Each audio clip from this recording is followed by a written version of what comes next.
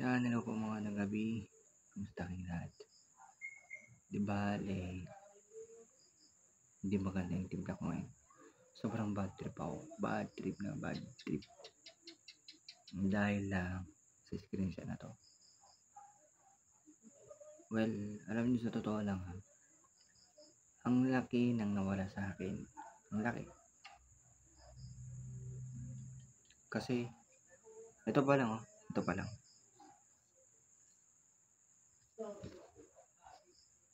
Pasensya na sa sulat ko ha.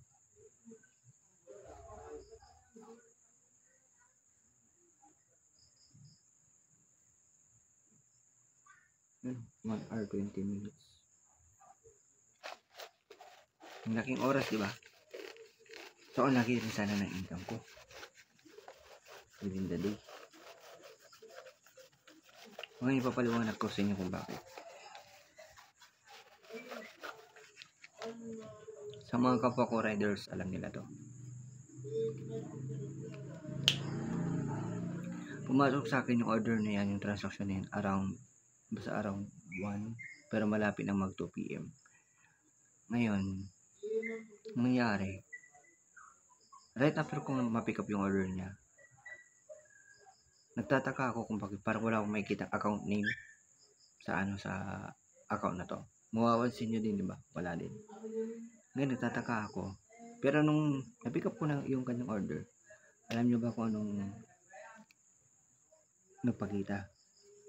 Kung mapapansin niyo, hindi ko makakopya mismo yung nasa dyan. Kundi ito siya. Ganun mismo. Symbols lang. Symbols. So, yan yung unang foul niya. Ngayon sa amin kasi, ang outcome niyan, baka kung fake booking, baka kung fake booking or baka kung mga taong natitrip lang yan. Ngayon, nung nakita ko yung kanyang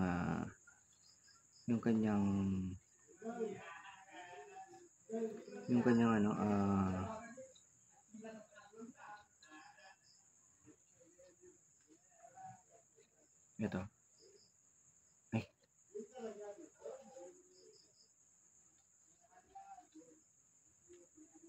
Yan. Site address versus PIN. Ngayon, meron po kasing pinagkaiba tong dalawa. Yan. Ilang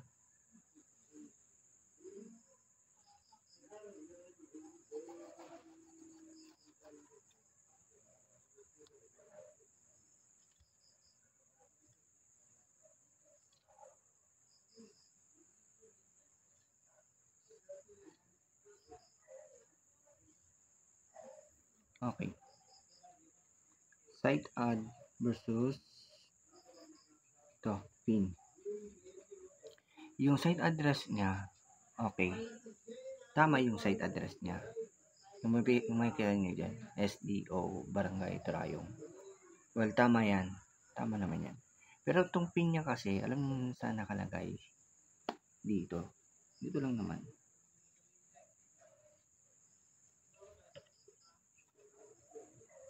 Yan o. SM. Diyan siya nakalagay. So, ibig sabihin, wrong PIN siya. Tapos yung site address niya, tama naman. Kaso nga lang, sabihin na natin, ito yung SM. Dito sa may, na to. Dito. Yan. Tapos yung location ng Turayong. Halimbawa, sabihin na lang natin dito. Ngayon, kinausap ko yung customer na baka pwede siyang mag-add.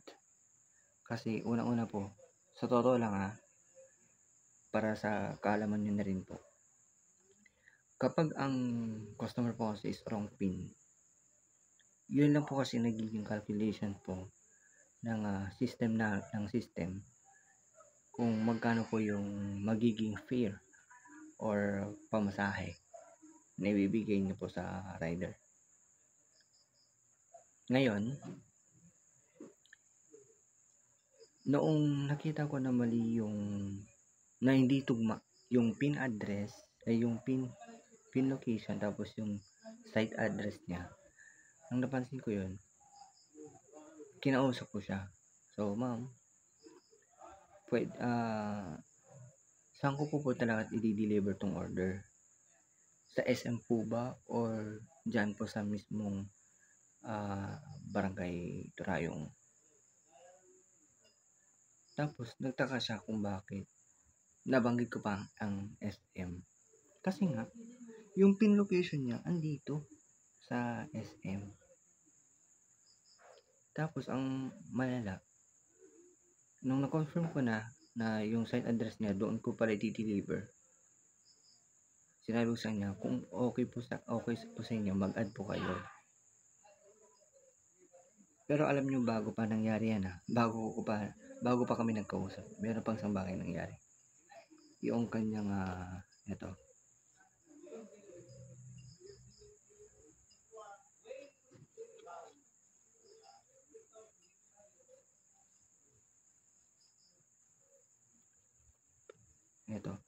CP number niya error.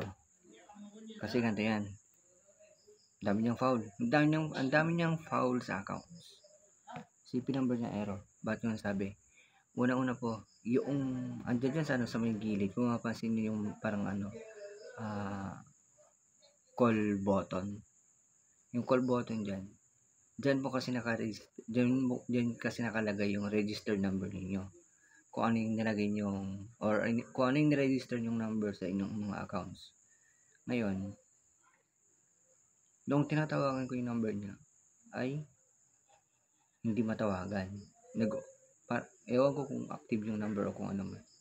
Tapos, meron kasi kaming chat box ni customer. Meron kaming mini chat box. Mapapansin nyo dyan sa may site. Kung saan, dyan siya pwede mag-chat sa akin. Ngayon, doon sa chat box, chinat ko siya na I can reach you. So, chinat ko siya. Ngayon, nagbigay siya ng contact number para matawagan. Yung ikalawang contact number na binigay niya, hindi rin matawagan. Hanip naman to pa ako. And then, yung last na contact number, yun natawagan ko. Pero alam niyo yung malala doon. Abi, grabe. Maya, habang nagsasalita ako ganyan, in-explain ko sa kanya kung ano yung mangyayari, kung ano yung basta in-explain ko sa kanya kung ano yung dapat gawin. Maya, binababa niya yung call. Tapos alam niyo yung pinakamalala. Sabi niya, "Kuya, tama naman po yung address ko." Oo nga po, tama naman talaga yung site address niya. Pero yung pin location po kasi is conflict, hindi po kasi tugma. Well, bibigyan ko po kayo ng idea. Halimbawa na lang.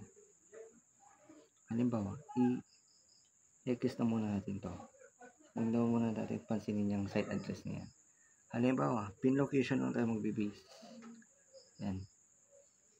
So, halimbawa, ang pin location mo is dito sa SM. Dito ka.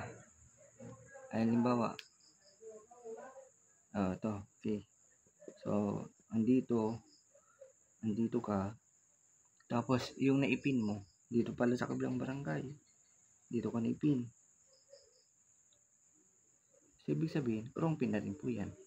Ngayon, kung halimbawa, magbibis naman po tayo ngayon, dito sa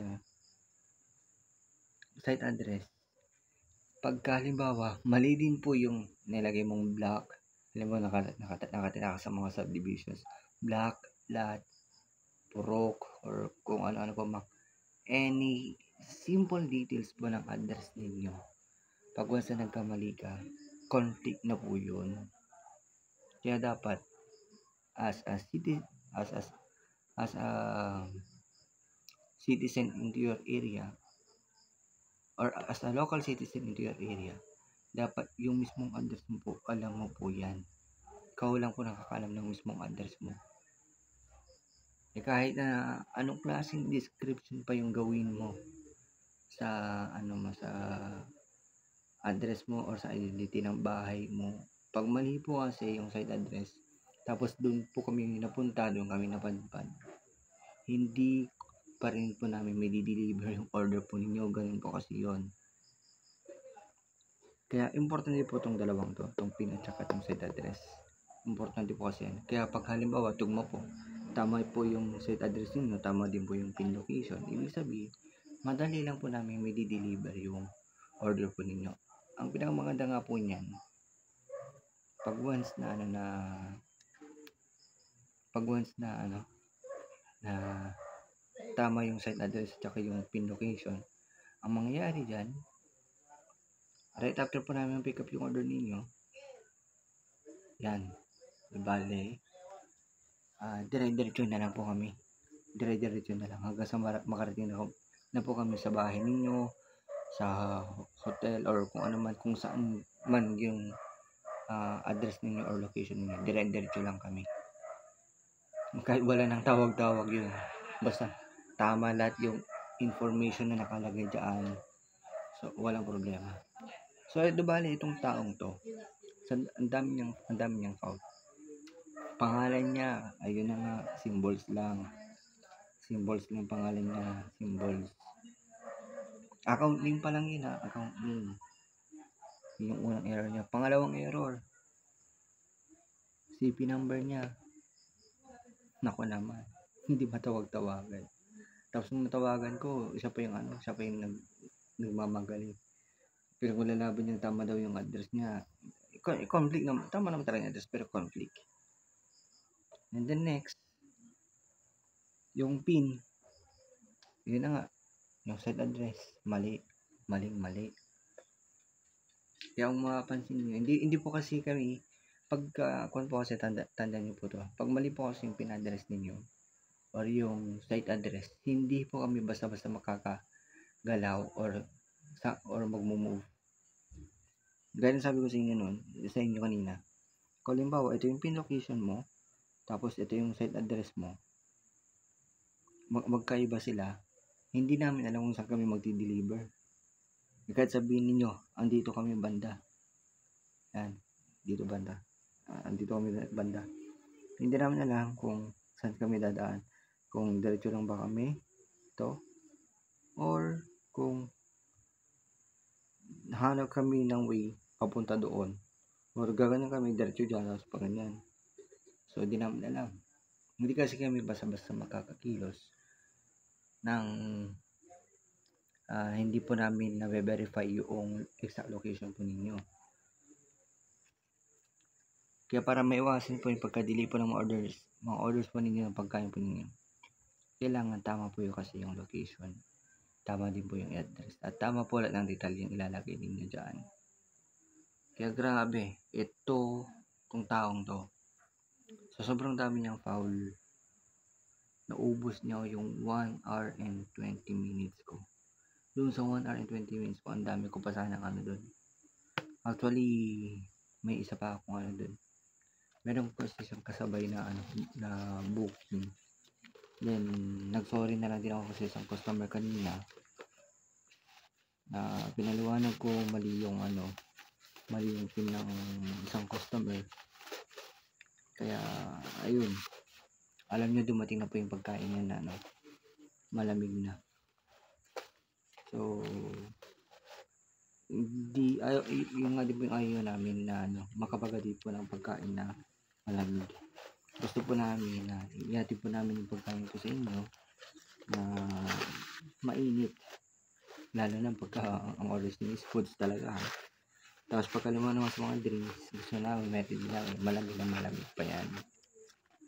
Yung parang bagong bili mo lang din. So, yun po yung So, yun nga lang po talaga. Sobrang laking abala po sa akin yun ngayong araw na to. Imbes na nawala din, nang dahil po dyan, nawala din po yung momentum.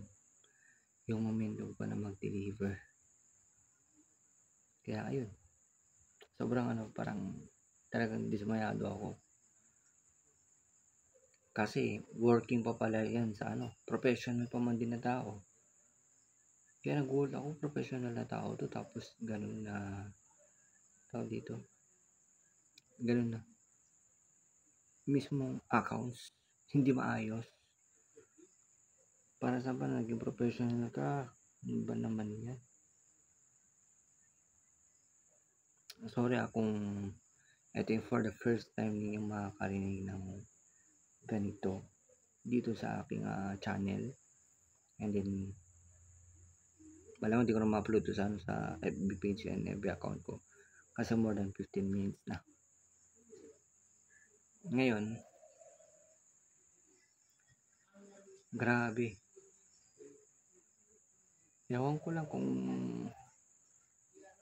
tapos ito pa pinakamatindi talaga. Sabi sa akin, ito pa lang daw yung unang error. Sabi sa akin sa may guard. Yung pala yung concert, unang error po na na delivery po dito. Kasi halos lahat naman daw po ng delivery doon tama. Kaya wala akong magagawa kung yung nagpa-delivery ang daming mali, hindi tama yung pangalan, mali yung pangalan, contact number di matawagan, tapos yung kinausap ko siya pa yung nagmamagaling, ini-stack ko lang alam ko anong dapat gawin, tapos site address tama naman, pin location mali. So paano ako kikilos nun, paano akong gagalaw kapag ganun? Tapos ito sobrang nakuha na ako dito. Ako pa yung inutusang mag-cancel daw ng order. Paalala lang po. Wala po kaming rights na kami yung mag-cancel po ng order po ninyo. Dapat kayo pa rin po yung mag-cancel. Hindi po kami. Kasi kung halimbawa, kami po yung nag-cancel, automatically, babalik lang po sa vendor. Ngayon kay vendor, meron ka pa rin transaction kay vendor. Ngayon kung gusto mo pong mawala yung transaction mo kay vendor, ikaw na po ang bahalang mag-cancel, hindi po kami. Para mawala na po yung transaction mo kay vendor. So, yan. At least kahit pa paano, medyo gumanda yung pakiramdam ko. Kaya, as in parang nawala din yung mood kong pumadyak. Makakawala kasi na sa mood saka sa momentum. Imbis na kahit na tirik si Haring Araw sa kahit sobrang lakas ng sikat ni Haring Araw, imbis na ginagalang para sa pumadyak, wala. Sobrang bad trip talaga. Kaya pasensya na po kung konti na panulo ngayon sa mga video ko. Kaya pasensya na talaga. Hindi ko naman to ginustong mai-publish sana to sa aking channel, pero kasi sama talaga na pakiramdam ko. Grabe.